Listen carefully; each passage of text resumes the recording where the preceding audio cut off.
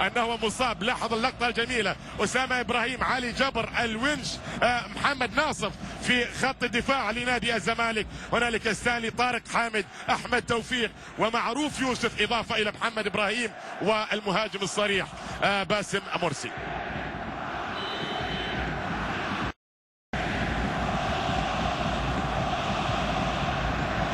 لاحظ الصورة الجميلة هنا، وطبعا تغطية أبو ظبي الرياضية منذ أيام عزيزي المشاهد ببرامج مختلفة بتقارير، لا شك أنها هي كانت رائعة جدا، قربت الأجواء، وهذه اللحظة المناسبة الآن لأن يقدم لاعبو الفريقين أفضل ما يملكون. نقل أيضا بالصورة الأوروبية التي نتابعها دائما في كل مكان، وبالتالي الأجواء جميلة هنا في العاصمة أبو ظبي في استاد محمد بن زايد بعد تجربة كانت ولا زالت عزيز المشاهد حديث الكل في طبعا السنوات الماضية.